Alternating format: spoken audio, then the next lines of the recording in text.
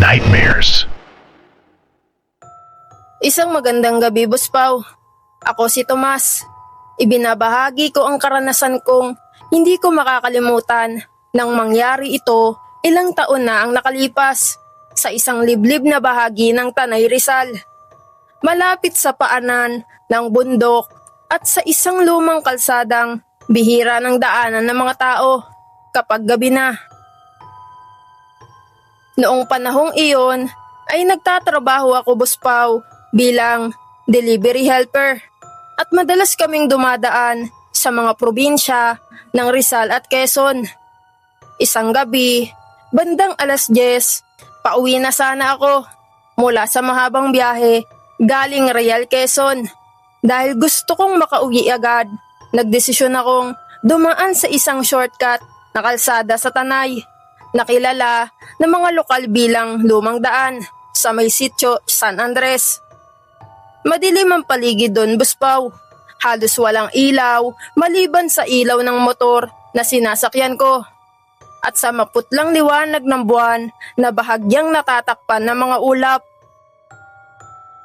Habang tinatahak ko ang kalsadang napapalibutan ng makakapal na puno at matataas na damo, napansin ko, Boss Pao, na tila masyadong tahimik ang paligid. Walang tunog ng sasakyan, walang aso, at kahit mga kuliglig ay tila biglang nawala.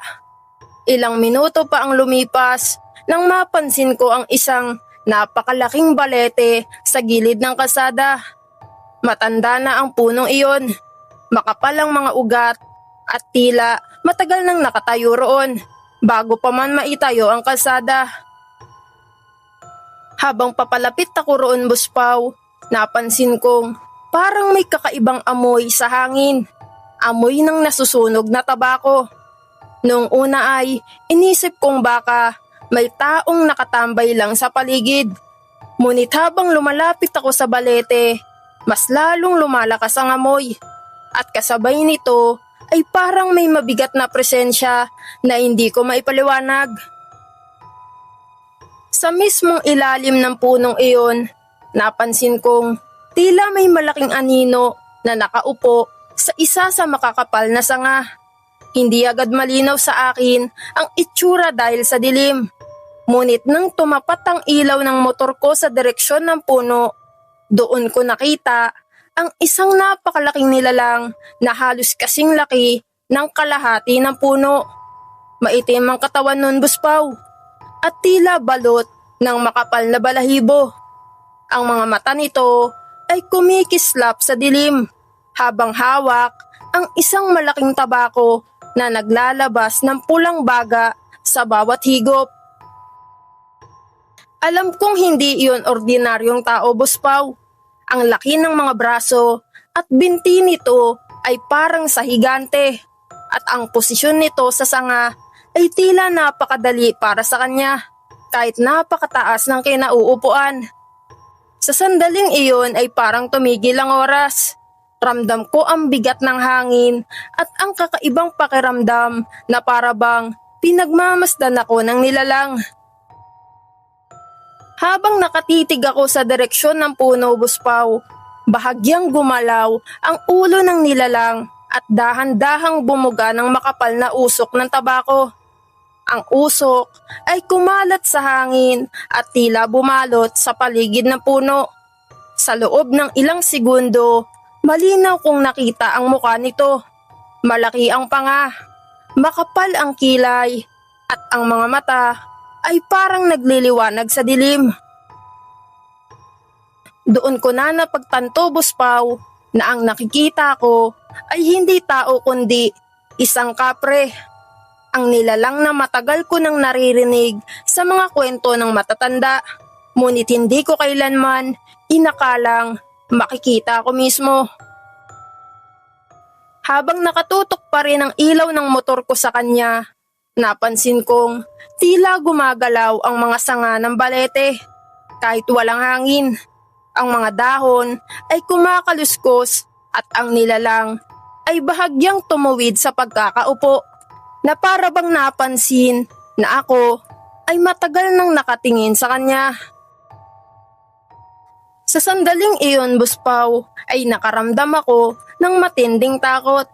Mabilis kong pinaharurot ang motor at dumaan sa ilalim ng puno. Habang dumadaan ako, ramdam ko ang malamig na hangin na biglang dumampi sa likuran ko. At ang amoy ng tabako ay tila sumunod sa akin sa loob ng ilang segundo. Pagkalampas ko sa lugar na iyon, Boss Pau, ay hindi na ako lumingon pa. Diretso akong nagmaneho hanggang makarating ako sa mas maliwanag na bahagi ng bayan. Ngunit kahit makalayo na ako, hindi pa rin nawala sa isip ko ang malinaw na imahe ng nilalang na nakita ko sa balete. Isang higanteng anyo na tahimik na nakaupo sa dilim habang naninigarilyo ng tabako. Kinabukasan ay nagtanong ako sa isang matandang residente sa Tanay tungkol sa lumang balete sa Sitio San Andres. Ayon sa kanya, Boss Pau, matagal nang may mga kwento tungkol sa isang kapre na nakatira roon. Maraming motorista at mga taong dumaraan sa gabi ang nagsasabing naaamoy nila ang tabako at minsan ay nakakakita ng malaking anino sa mga sanga ng puno. Mula noon, Boss Pau, ay hindi na ako dumaan sa kalsadang iyon kapag gabi na. Hanggang ngayon ay malinaw pa rin sa alaala ko ang gabing nakita ko mismo ang nilalang na iyon. Tahimik na nakaupo sa lumang balete.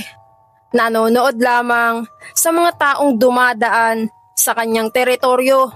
Sa gitna ng madilim, nakagubatan ng Tanay. Mga ka-horror ay maraming salamat po sa mga nakasubscribe na sa ating channel. At sa mga hindi pa nakasubscribe ay subscribe ka na, ka-horror. Maraming salamat.